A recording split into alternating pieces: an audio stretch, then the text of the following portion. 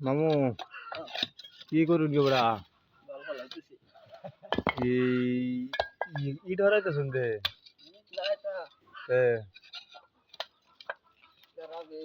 আচ্ছা এই বড় বড় রাবিশ এটা হ্যাঁ রাবিশ হরে কি করবেন কি জায়গা বানাইতেছে আরে কোন দিহি আমরা না বুঝতাম এটা কোন কোন যে দেবা কি একটু হরাইয়া ফেলাই দিতেছ নিলাম তখন আগে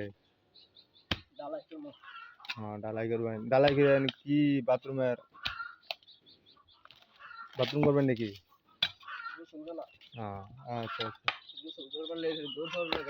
আচ্ছা তো করুন যাই আমি